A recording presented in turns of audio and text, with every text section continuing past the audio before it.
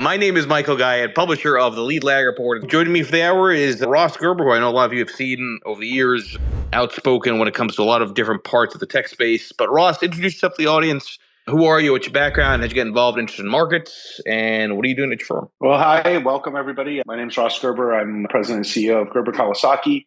And basically, we're a financial advisory firm. And so we help individuals and small business owners and families build their financial plans. And we work with all types of people. My firm serves about 12,000 clients. We have about 20,000 accounts and manage about $2.2 billion. We focus on technology investing, the consumer, and climate change type investments. Unfortunately, one of the areas we do focus on is AI and computer chips and automation. So this has been a pretty good run for us the last couple of days, week. And then I also run the GK Fund, which is listed on the New York Stock Exchange, symbol GK. And that's sort of all of our about 35 growth names focused around those three main themes and then a couple other random things. So I've been managing money. Now I'm actually coming on my 29-year anniversary, finishing my 29th year investing for the public, being a professional money manager. And I've been investing since I was 13.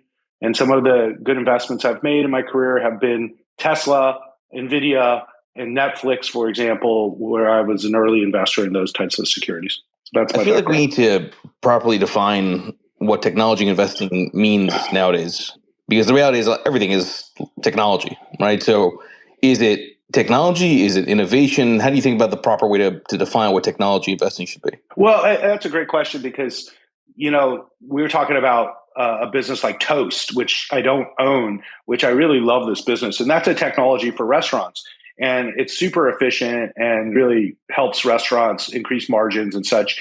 It's a technology. But buying the actual restaurant is a restaurant that maybe is tech enabled, maybe they're, adapting new technologies, but it's still a restaurant. And what we've seen is there's two sides to tech innovation. There are the tech players that are actually driving the innovation, which may or may not be a good investment, depending on whether those businesses are profitable. And then obviously the businesses where technology has a dramatic impact in efficiencies, like what we're seeing with our MGM Resorts holding, which is one of our top investments in Vegas, where technology in the hotel industry has created just tremendous efficiencies compared to where it was pre-pandemic. And so many companies actually can really vastly increase productivity and margins through proper investments in technology. So the winners with technology can often vary between tech companies and the users of that technology. I think that's a valid point. I do also think there's a question of, can technology and innovation and users of technology, can that replace, for lack of a better way of saying it, relationships? Okay, so you mentioned you got 20,000 accounts. You've obviously built a very successful RIA, and a lot of congrats on that. But you and I both know when you're doing SMAs, the more relationships you have, the more you have to scale with people to manage those relationships. Talk about sort of the interaction of the perception around technology replacing, for example, our jobs, and the reality of people want to do business with people. Yeah. So my views on this are certainly my views, and many people might disagree with it, but I'm in my heart, I'm a deadhead Buddhist in my heart.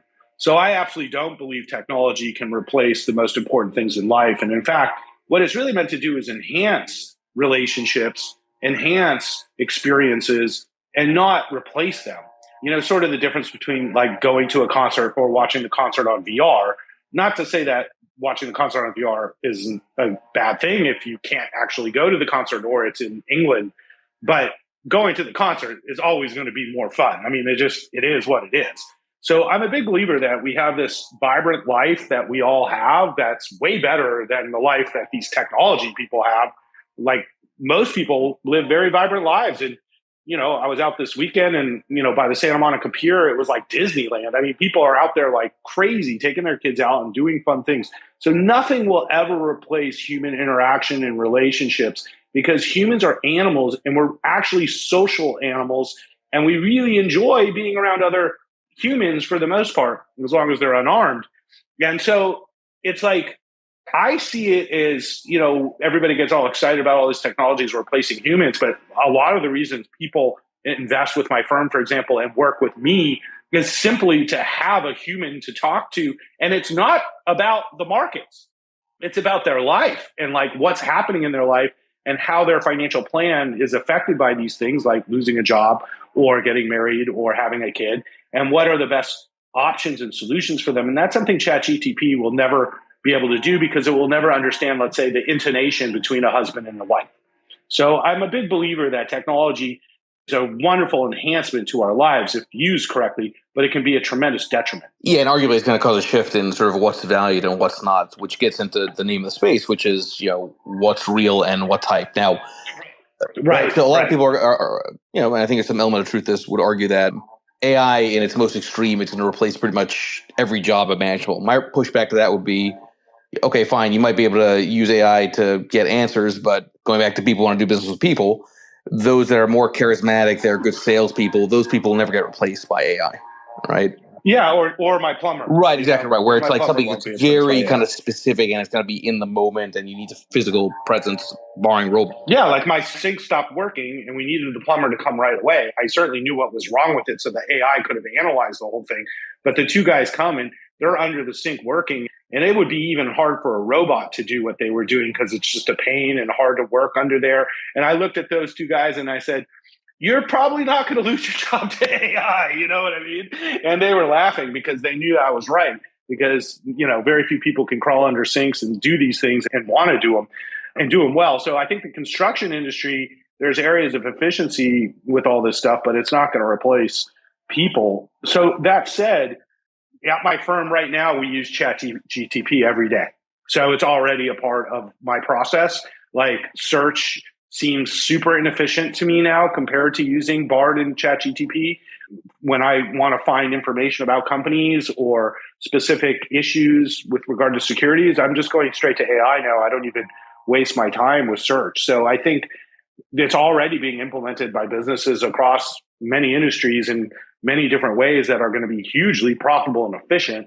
And just the same, there's just a ton of hype around it too. All right, so let's dive deep because I've been having a lot of fun the last several days just poking fun at NVIDIA just from the standpoint of I think the valuation is stupid, and in the context of everything else around NVIDIA, the poor breadth, market dynamics, it's like all this seems like it's more hype. And a lot of people pointed out to me that that's fine, but I'm up 20 million on it in the last 2 days. Yeah, so. No, listen, and Kuda, what I would say is that you and I both know that a lot of people can make money in manias, right? Which we can debate whether it's a mania or not. Yeah. The question is, can you keep it? Right? That's sort of always kind of where the. And right. I don't mean you and absolutely. You, right? I mean just as a general statement. Right? No, but that's the game, right? That's the game. Right. So a lot of people have shown me screenshots when I say, listen, AI is not a new dynamic. They show these screenshots of these like YouTube videos, documentaries from like 3 years ago, talking about how AI has changed the world.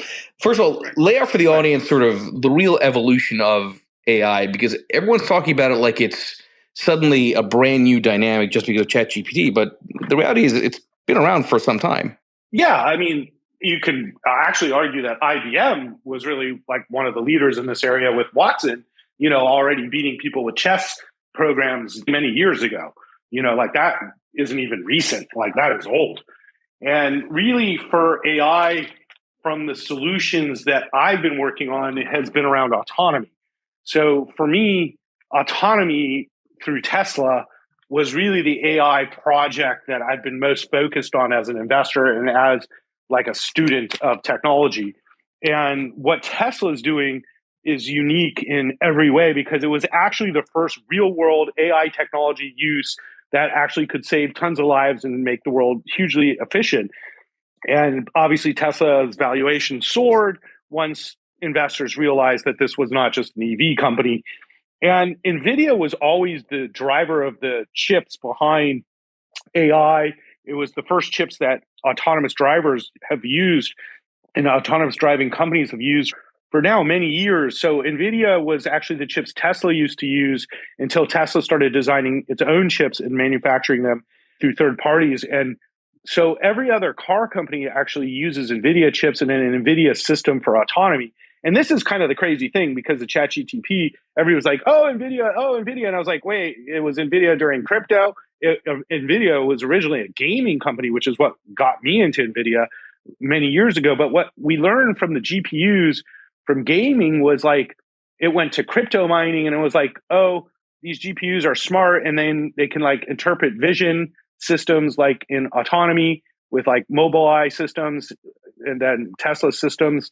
And then it was like, oh, now we have a commercial application for what's really just a part of AI, which they're calling generative AI, which is really about large language models, like actually being able to spit out information back to you versus like anything else. And what it was the first time that consumers really got their hands on a product that was useful in AI. And that's what kind of set it to the next level. But the development of AI products and services has been going on for a long time, but really, I would say in the last 5 years, has mostly because of the power of the GPUs that NVIDIA was building and the ability for companies like Tesla to apply that power in a way where it could learn. And that's really what's incredible. So if you really want to see AI in real motion, it's Tesla full self-driving, which the new version that just came out this weekend, it just gets better. And you like watch this development and it's insanely good already. And so we're going to see a lot of AI applications over the next 5 years as we've now hit a critical mass. Somebody sent me a chart showing price to sales of NVIDIA and showing that it has these cycles where it's like, peaks up around the time of, to your point, video game chips hype, then it peaked to your point around crypto.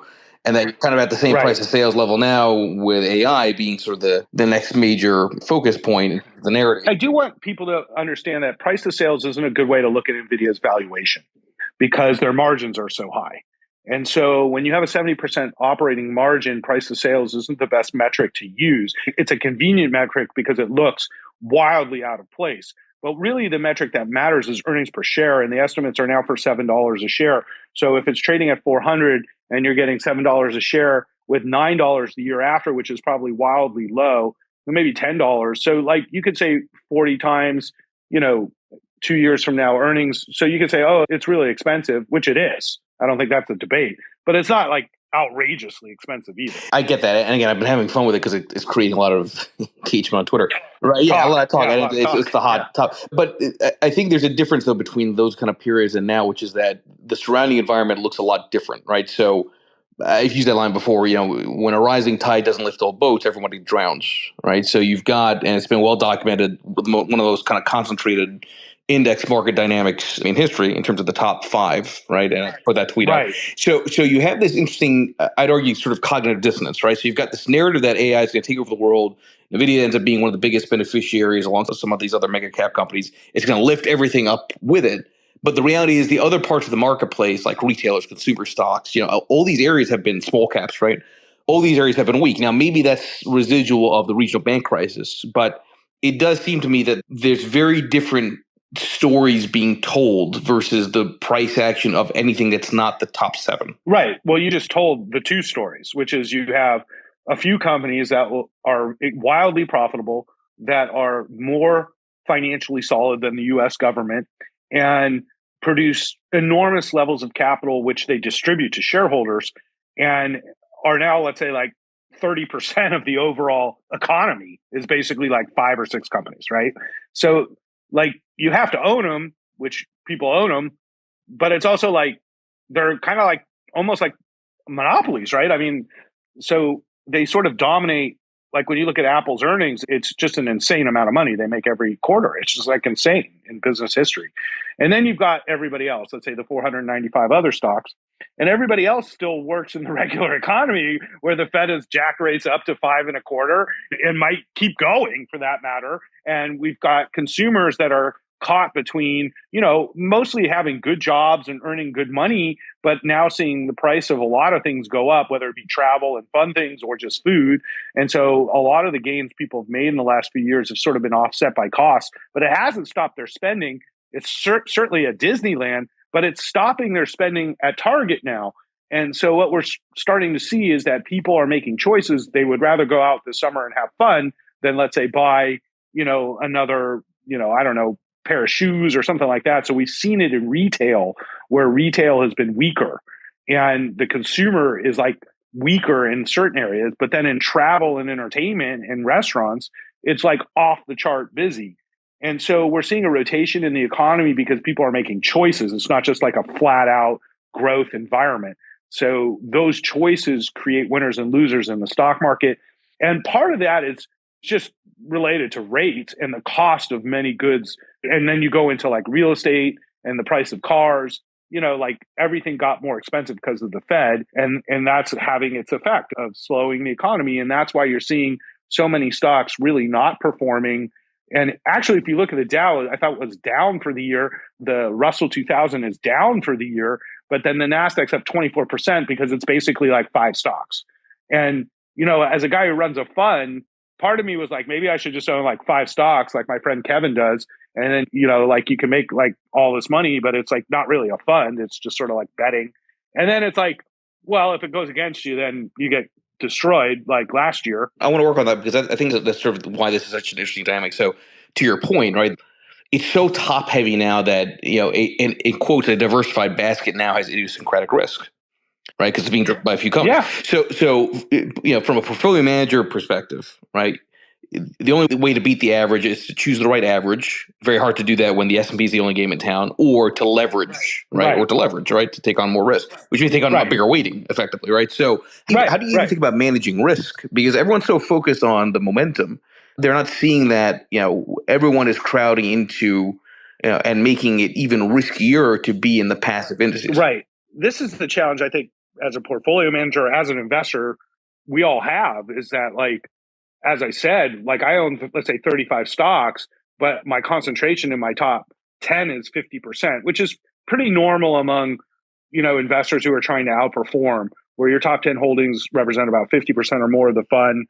In Warren Buffett's case, 42% is Apple, just of his portfolio. And you're like, wow, is he really like managing a portfolio or just like riding Tim Cook's tails, So, concentration has always been, in my opinion, one of the best ways to add alpha, better than leverage per se, because leverage has, the negative cost.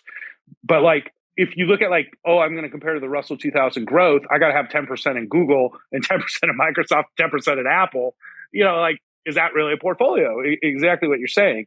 And so we manage it where part of it is top heavy, like we are in these companies because they're wildly profitable and they are wildly beneficial to their shareholders.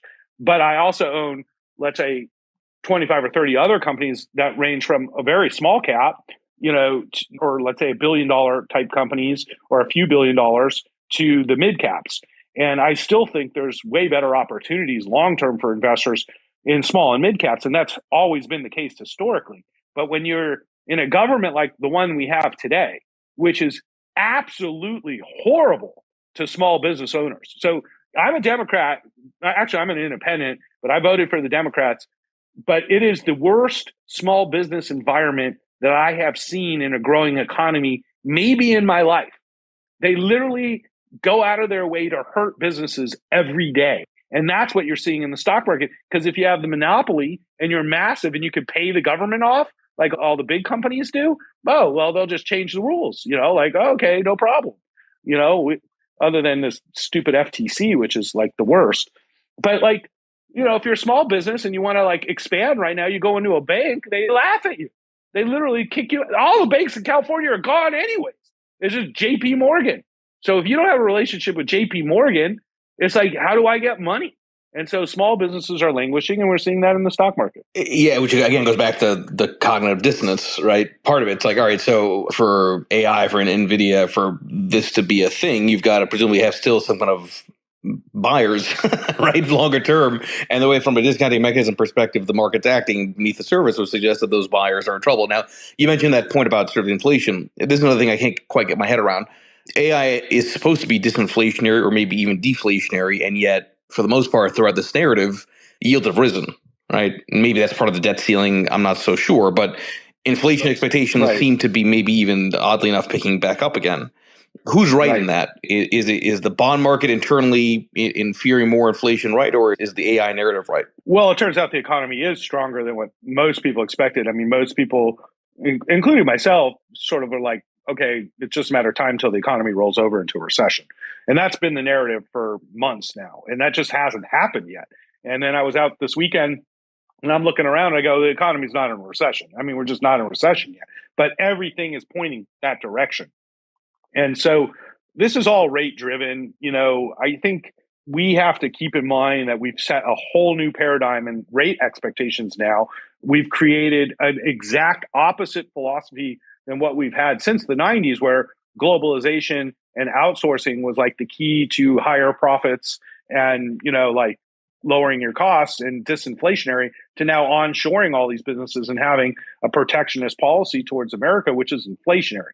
So having jobs in America that pay well is inflationary, but it's also good for the economy. And so you have to create this balance. And that's where I think the Fed has erred with this 2% idea, which is arbitrary. They just decided that 2% is the inflation rate that they think is best. But in my entire career, we always modeled 3% when we're planning for somebody's like retirement and stuff. And to have like a good economy that's like growing, it's impossible to have 2% inflation. So you can't have like a really good economy that's growing and 2% inflation. It's more likely going to be closer to 3. And so it's like the Fed's like hell bent on destroying the economy, basically turning it into what we had post financial crisis, which wasn't like a natural economy because it was artificially depressed by the enormous deleveraging that was happening post financial crisis. So now we're in a whole new era, and the Fed's working on a playbook that doesn't work for this era. And that's why we're seeing so much pressure on the small businesses and why you see these divergence in the markets. Because if Apple needs to raise money, they pay less than the Treasury right now. But if, mom and pop who owns a small shop and they want to expand to 2 shops, they can't get a loan. And that's the environment that we have today. So once this changes back and the Fed begins lowering rates again, we'll see the small caps and the mid caps really pick up. Yeah, I think as I put that poll out, I said, what's more likely? Large caps catching down to small caps or small caps catching up to large caps. And it was, kind of like a 30-70 split, right? Most people thought large would catch down to small. And, a lot of historical cycles would suggest it's more likely. I mean, it's interesting. I think yeah, but it's really hard to go call your client and say, I'm selling your Microsoft. Oh, no. Well, yeah, no disagreement at all, right? And I get it from the advisor perspective, right? I totally. But it's interesting. I think there are shades of what's happened in 2021 now, right? I mean, in 2021, small caps weren't outright going down, right? But they were going sideways while, again, you had a few select stocks driving the headline averages higher. So it looked like a bull market in 2021. But the breadth really peaked. That's when a lot of the innovation stocks peaked in February 2021. Oh. For all the talk about the return of retail, it happened at the literal peak of all the innovation names back then. It's just interesting to see that history is almost repeating, and it's not repeating after like a long cycle. It's, with a year in between. Yeah, I mean, I don't know if it's quite that because, what was going on in 21 was super unique because of the Fed having zero rates and the government just like giving money away to people, which created a lot of imbalances in hindsight, from behavioral imbalances to financial imbalances. And so I'm really loath to compare any period of time right now to any period of time. It's like we're in the post-pandemic era. It's been 100 years since we had a pandemic. We're still in a kind of a world war that hasn't ended yet. And we've got the most dysfunctional government in American history, besides maybe in the post-Civil War era.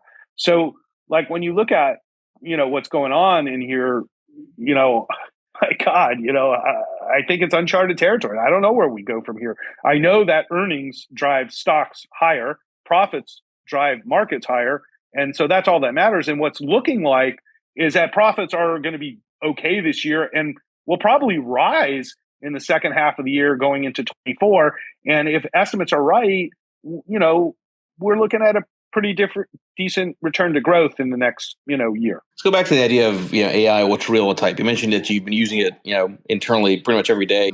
It sounds like more like a search engine. I saw some stories about how there are people betting that a chat GPT can outperform the S&P. So they're using it for stock picks, like a chat GPT type portfolio. Well, it doesn't tell you stock picks. Like if you ask it, like, what are the best stocks for me to own? It'll be like, well, this isn't, like what I do, and it varies and it changes. It's got lots of disclaimers, but where it's super helpful if you're like, what are the best stocks in the AI industries and what do they actually do? It just gives you a lot of detail very quickly about things that you might need versus clicking on lots of links and spending a bunch of time trying to figure that all out. Yeah, that's fair. But talk about just sort of other things that you find are useful when it comes to that side of things. And then maybe just sort of unintended consequences. I'll tell you, my fear with this, I often use this line on Twitter that amateurs look to the right of the equal sign, pros look to the left. right? It's kind of going to the source as opposed to just the conclusion. My fear with this is we are going to enter a point in society, never mind investing, it's a point in society where we're just going to take answers for granted and nobody's going to actually think anymore. Well, that's a good point. And I think we already are there. I think that's what the social media companies did, was just create information irrelevant of accuracy and then delegitimizes sources of accuracy and legitimizes sources of inaccuracy. And now most people really have to kind of go through their own processes to try to determine what's accurate or not accurate, whether it be on CNN or whether it be on Twitter. You know what I mean? And so I think it's an extremely challenging time for people to determine what's accurate or not, other than what they actually see. And then even half these videos are doctored or taken out of context. So I don't think there's ever been a more challenging time to try to figure out like what's real and what's not as far as news is concerned or information. And that's also where AI could be super helpful, by really having trusted sources of actual data as its, sort of main driver. And that's going back into like whoever trains the AI will get the results from the AI that they want. And that's where it gets like sort of dangerous, because you're like trusting the people designing this to do it in a way that's beneficial to society and not beneficial to profits, which is what Meta is doing. And so anybody who thinks Meta is doing anything other than figuring out how to screw society with this stuff, you're wrong. That's what they're going to try to do. But people like Google and Apple, I don't think, they get up in the morning and they want to make a ton of money, but I think they're also trying to protect their users a lot more than, exploit them. And I think that's where this stuff gets really, crazy, risky. So as far as real world applications, where I see tremendous opportunity, and the most obvious one is Google, because Google already knows everything. We already asked Google for lots of information, like how to get from A to B on Google Maps. And Google Maps has never learned anything new since it started. And it still takes me on routes in LA that make no sense, even though it's the fastest way, because the algorithm's like, what's the fastest way from A to B? But it turns out that certain streets in LA, you actually can't drive down for one reason or another. And it's like, it doesn't learn that. And so I think when you start applying learning to applications we already have, like Uber Eats, Uber Eats should know at this point what the hell I order all the time. And it should just make my life easier and say, oh, it's Tuesday, you typically order tacos, and do you want Tallulah's again? It's like there's so much application in the data we already have and the information systems that already exist that can make everything more efficient and usable. And that's where I'm most excited about, is actually legacy companies like Uber that have tons of data that are very important parts of our lives and very useful, that now can become much more useful. And that's where I think AI is going to be really interesting. Like airlines are like the worst at like scheduling, for example. They don't know anything. Like it's like a nightmare. So AI will definitely help these people. Just to reset the room for the remaining minutes, everybody please make sure you follow Ross Gerber here on Twitter. Let's talk about regulation. There was that, and it happened in the blink of an eye, but there was that, you kind of allude to it, that image, I think, of an AI-generated bomb by the Pentagon, right? And markets kind of sank right real quick, and then, well, it's not real. So, so there's going to be more of this. I mean, we're only at the cusp of these kind of things. And it's either going to have one of two effects. Either it's going to cause the market to be more volatile, or people are going to be numb and nobody's going to know what's a danger or not, right? You kind of get rid of the fight or flight response if you don't know if you're actually fighting, right, to flee, right? So how do you think the regulation in the space is going to end up playing out? I was just talking to one of my colleagues who mentioned that in the EU, for example, there's a law that's either passed or that might pass soon that will basically prevent AI from using voices, right, to kind of, doctor different audio. Well, you hit on an issue, obviously, that is already on the internet with people AI doctoring of pictures, AI doctoring of music, voice.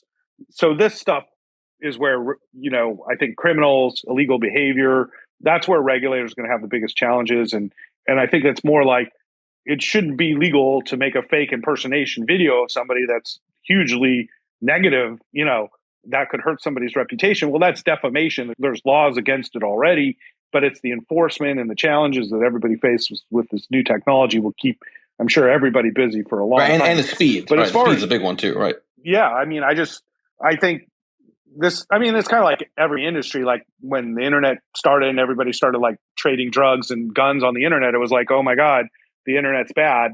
We got to stop it because people trade guns and drugs on it. Or same with crypto. It's like the same idea. Must be bad because the criminals are involved.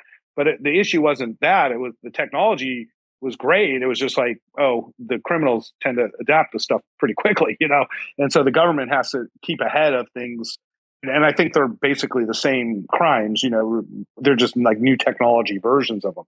That said, I am really against government regulation of technology because I find the regulators to have no fucking idea what they're even talking about. So if you watch a Senate hearing about technology and they're asking these people questions, they actually don't understand the stuff at all. So having a bunch of regulators that are not experts in technology, it's just a disaster when you're talking about innovation. The government will never innovate anything, and the government will for sure stop innovation if they're trying to regulate it. So I think the people involved with AI need to have some moral, ethical boundaries, which they probably don't, which is problematic and troubling for sure. But I don't know if government is, say, the solution. Nor did the government protect us from social media manipulation that's been going on for years. So I don't know if that's the solution. So I think there's a lot of fear around innovation, as there always was when the world was flat and then the world was round. There was a lot of fear around innovation of like sailing to the other side of that flat earth. And there would have been a lot of regulators that could have gone in and said the ships have to do this and that, but we wouldn't have found the free world if the regulators were in charge back then. And so I just think a lot of it right now, I'd be really happy if my car can drive me to work today and it's got some new software in it. Hopefully it will drive me to work today. But I kind of feel it'll be a long time before the car decides it wants to run me over because it's tired of driving me to work.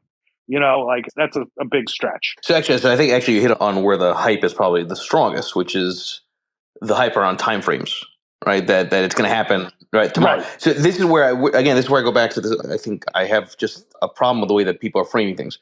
A lot of people have noted that we were supposed to be on the path to fully autonomous self-driving cars from like 2 years ago, right? And yeah, the path is still there, but it's just like everything else. It always takes longer and it's always more expensive than people think, right? Yeah, it's way harder. Way harder, right, in implementation. So, and this is why I think these kind of stories get people into trouble.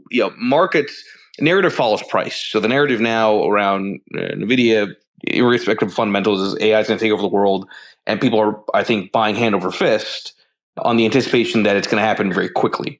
But it's not going to happen very quickly. And also because they're in a prime position. There are a lot of other players. Right. Yeah. So, but there is a point, there's a price for everything. And I always go back to, the only question anybody and everybody has to ask when it comes to investing in any stock is, is current price overreacting or underreacting?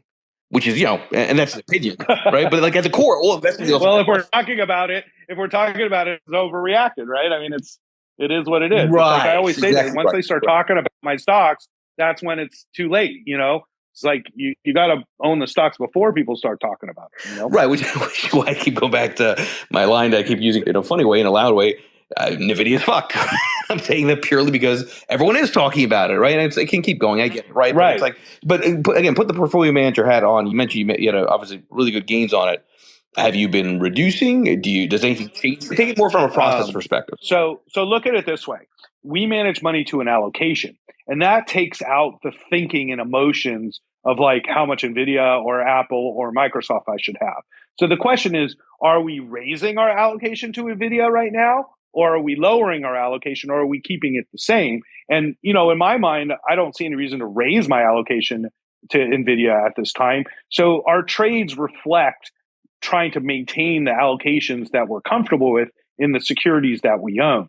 And so those trades, let's say if a stock goes up 30% in a week, now my allocations are off and I have to make trades that would like put stocks back in line with my allocations. And when you manage money this way, it does help taking the thinking and the emotion out of it, where a lot of people are like, oh, it's, the stock's rallied up, I'm going to double down, or I'm going to sell it all, Yeah, like Kathy Wood's big mistake. She had all this NVIDIA and she sold all of it. And now I'm sitting here thinking you own DraftKings and you own Coinbase, but Nvidia is too expensive for you. It's like, I don't get it. But that's Kathy. I don't think anybody gets her. But I think when you look at these like absolute decisions, like we're done with Nvidia, the valuation's too high, you've made an absolute decision about a company that will make profits for many years into the future. I've owned Nvidia for a decade or more, and I have no intention of selling off my Nvidia just because it went up a ton. You know what I mean? So it's like I have no intention of selling my core holdings till I die. You know what I'm saying? So it's like for me, I think investors like overthink this whole process so much. Like if you buy Nvidia today, you're paying like the premium price. You are buying the finest wine in the restaurant, and it's a fine wine, but you better enjoy it. But you better have a long-term time horizon. You see what I'm saying? But it is not outsmarting anybody. You see what I'm saying? And so I think for investors, the idea is to buy low and sell high, not buy high, hoping that it's going to go higher. That's a tough investment strategy. I prefer buy low. So you say, well, if I want to be an AI, what companies are not being appreciated enough right now? And that's where I spent my weekend. There's actually not that many companies in AI that are high quality. And then what companies would benefit the most from this technology? And then are these companies even good anyways? Because I don't love Uber, but I think they benefit greatly from it and autonomy. But I think a lot of these things are many years into the future. So right now, like Nvidia sells chips and everybody wants chips, and they sell autonomy chips and they sell AI chips, and their AI chips happen to be what everybody wants right now. And there'll be a time where people have enough AI chips and then Nvidia will go down 50% again, like last year. And that's Nvidia. I've done this for 15 years with them. It was like the crypto chip thing, like people were buying crypto chips left and right. And then it was like, oh, crypto stopped. And then everybody stopped buying the chips. So it's a very boom bust type cycle. Right. And actually, that's exactly where my skepticism comes in. Right. It's like there's no such thing as a permanently good investment, I'd argue, because there's cycles. No, come on, man. Apple has been a permanently good investment, pretty much. I mean, Microsoft, there's been times, long periods of times that they haven't performed.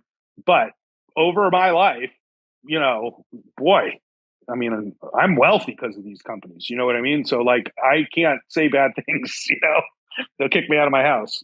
No. So, I think these are core holdings and you have to own these core holdings and you don't think about them, but I don't think that's where you make a ton of alpha. I think you make a ton of alpha by finding things that, like what's next. So I would think that the healthcare tech space ends up being sort of the next major narrative or space. Huge opportunity. Let's talk about it. I don't think it gets enough play, but if you're going to believe in AI and all this large data, the ultimate thing that people care about when it comes to large data is it going to extend their life, right? The actual quality of life is not whether they're more efficient.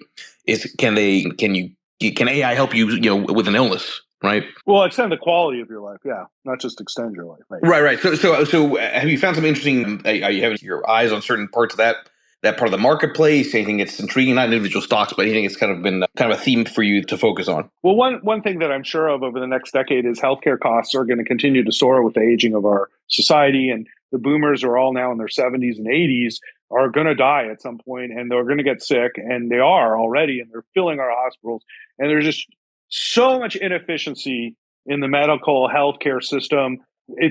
And there's so much data, right? And like and for some reason, it's still been super challenging for any company to really be good at this. And there's many trying to deal with it. And it's not per se my expertise, actually. I'm not like the medical guy, but I absolutely believe when you start looking at genetic, and sequencing companies like TMO, which we own, and then Illumina, which we're looking at because Carl's been messing with Illumina, and Illumina has a lot of potential. It's really been poorly run for quite some time. You look at companies like Grail and the data on cancer screening, and you start extrapolating out what can we learn in large data through AI learning about different behaviors, different genetic sequences that cause different diseases, and that analysis and the speed of analysis, there's enormous potential. And I think that mostly falls into the pharmaceutical companies. I think it'll be incredibly beneficial. I don't know how much longer we can expand our lives, actually. I think it's more dealing with health issues and having a better quality of life if you're sick. And then we can learn so much from different treatments And like right now, like for example, they're trying to deal with certain diseases and they use like multiple drugs from different manufacturers to deal with cancer, let's say. And they found some drugs work better with others. But now you have all these different data sets. And so I think when you look at what we're doing with autonomy and driving, and you apply that to healthcare, there's just like an endless upside opportunity, whether you're in pharmaceuticals and research or whether you're in patient application and data or just organization of like how our healthcare system works. So as far as individual names in this, I think this is just like really early, and companies like Google and Apple, which is like really getting into healthcare, it's like I'm more excited about that than I am any of the existing healthcare companies. I would be remiss if we didn't talk about Tesla. And I've had a lot of fans and haters. I've had Gary Black on. I've had several others make some interesting points there. At what point do you think we're going to reach the singularity of people in the view of Tesla as a stock, Tesla as the company, and then Elon Musk is the man behind it? I'm always amazed that somehow people can't differentiate among the three. So maybe the singularity is here. But what are your thoughts on Tesla and now that Musk is seemingly backing away a little bit from Twitter, the potential that it resumes its bull run? Yeah, I mean, I've been working really hard. That's kind of like one of the things I've been working on was trying to fix this problem, which I would say I've been more successful than I expected because we did find a CEO for Twitter, which has certainly freed up Elon more time to focus on Tesla, which needs to be done. I don't think it's changed his desire to express his political opinions. And whether you agree with his opinions or you don't agree with his opinions, I don't think his opinions help sell cars. And so, nor does politics seem to help sell anything anymore. So, I think there's a fundamental conflict of interest between his job on Twitter, which is, increasing engagement so he can sell advertising, to his job at Tesla, which is selling EVs and autonomy to people. And we're seeing that.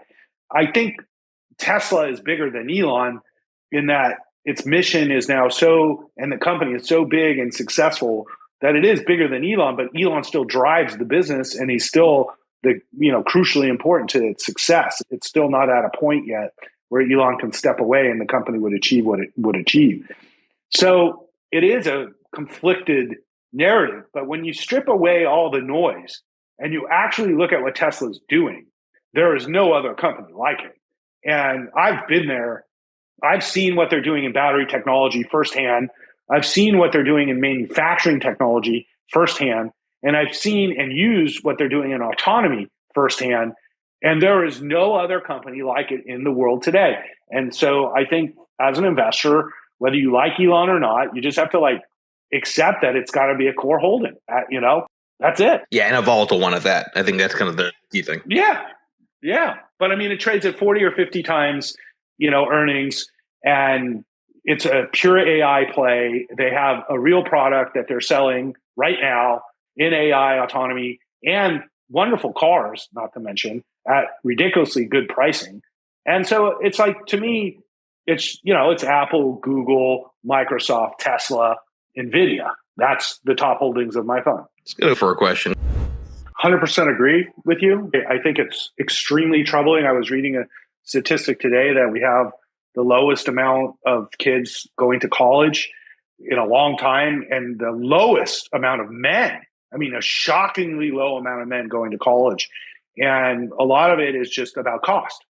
And people legitimately saying, I don't want to go into heavy debt to get a college degree. It just doesn't make sense anymore, which I totally get. But yet a college degree is so important today if you want to offset these effects of wealth inequality that are driven by technology and the Fed. So we need to make education affordable for people. That is for sure. I mean, if we're going to deal with wealth inequality, we need to invest in education in people. But for a kid to go to college and have to spend, $15,000, $20,000 a year on the low end, and as a parent who's saving money for a kid to go to college, and God forbid he goes to USC, I got to come up with $65,000 a year. This is insane, and nobody can afford it. Okay, and so this is really exacerbating wealth inequality. Secondly, wealth inequality is driven very much so by opportunities for small business owners and immigrants. People come to this country, and if you learn a skill like construction or electrical or working on cars, you can make a good living. And you see it all over LA. immigrants come to this country, learn basic skills like that are important and make like pretty good livings right off the bat. So if you're going to like really deal with wealth inequality, you have to have a vibrant small business and entrepreneurial environment where people who don't have means can get capital, because that's actually the biggest driver of wealth inequality is a lack of capital, which you brought up in what your statement is, where, you know, a young entrepreneurial person wants to like start a small business and there just is like nowhere to get capital anymore. And that's, I think, also driven by the Fed and our just completely broken banking system. You know, the banks used to actually lend to small businesses, and they actually don't do that today. And they haven't done this for a very long time. They only lend to the guaranteed investments, which are the big companies, but they don't lend to people who could actually make a difference in the community. And so the banking system is the biggest driver of wealth inequality in America, and it's led by Jerome Powell and the Fed. And what they're doing today is just driving exactly what you're saying, a bigger wedge in wealth inequality by making the rich richer and the people trying to get ahead, creating more barriers to that.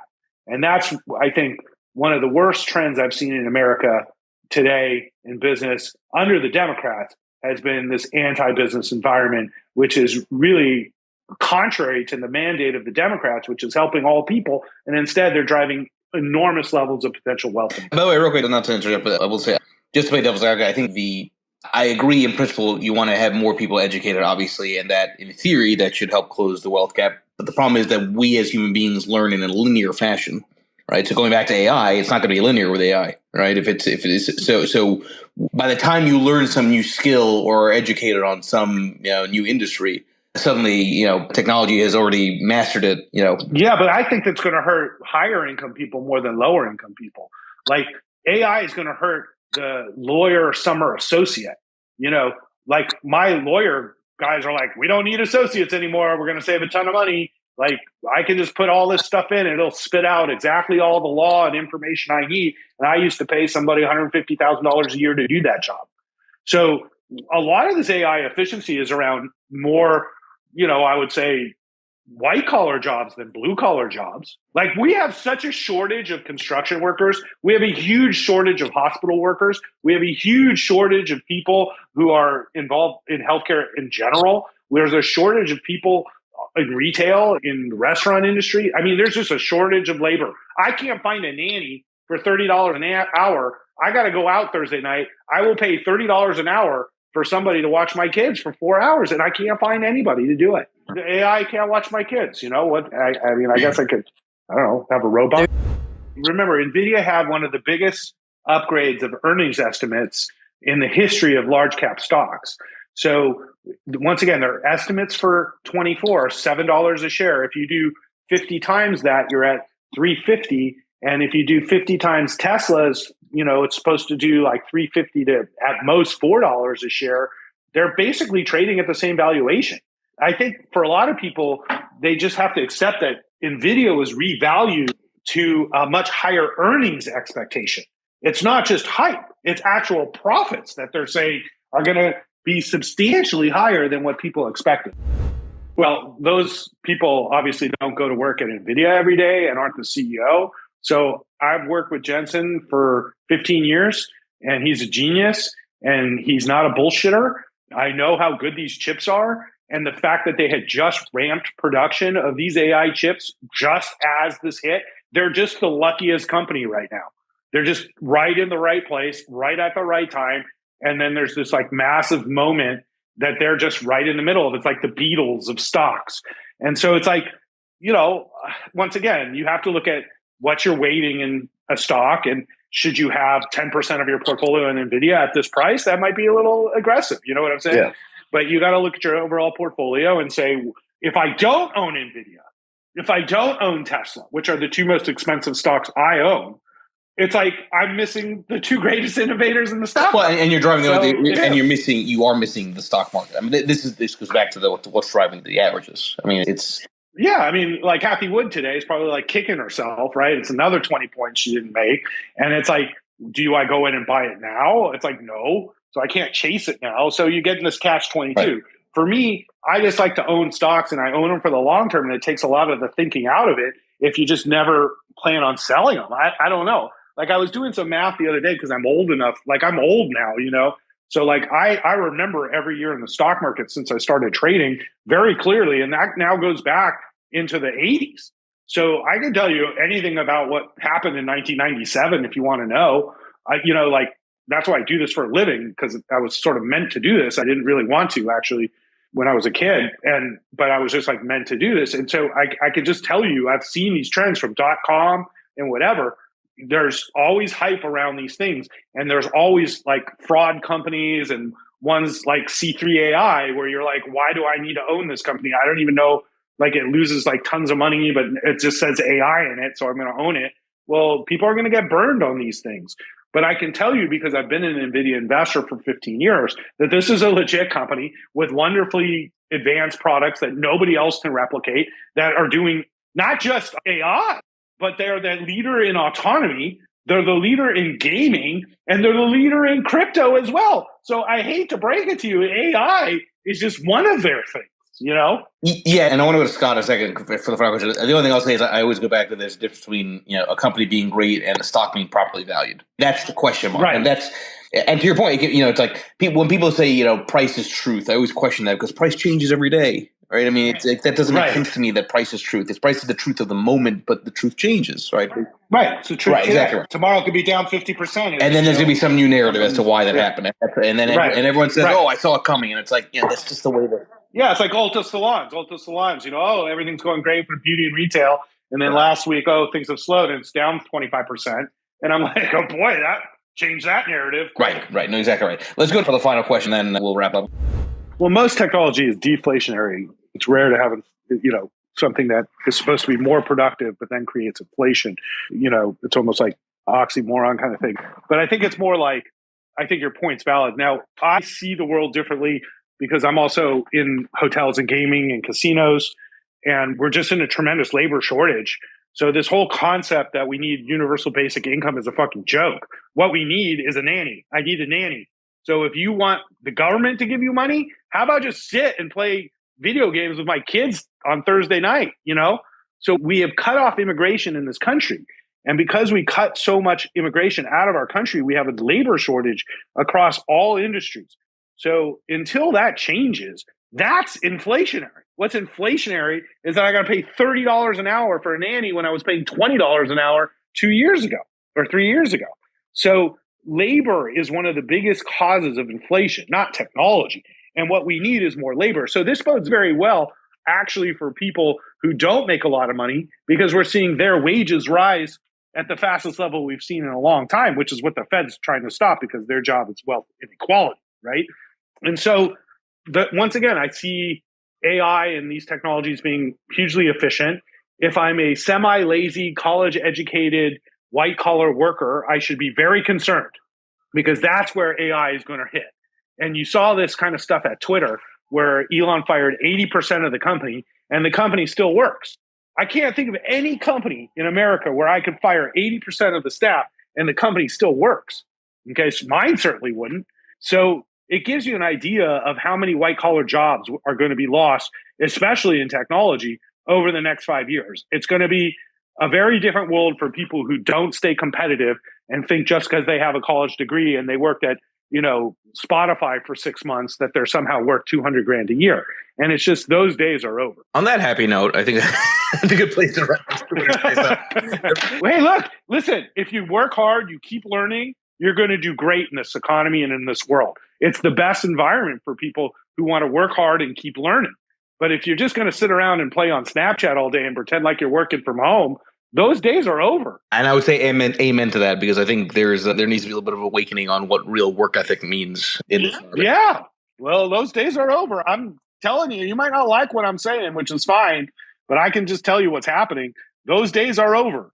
Okay. So you're going to have to, if you want to make a high income, you're going to have to earn it. These days are over. Thank you, everybody, for joining. Make sure you follow Ross Gerber here on Twitter, and hopefully I'll see you all a bit later. Thank you, Ross. Appreciate it. Yeah. Thanks for having me, Mike.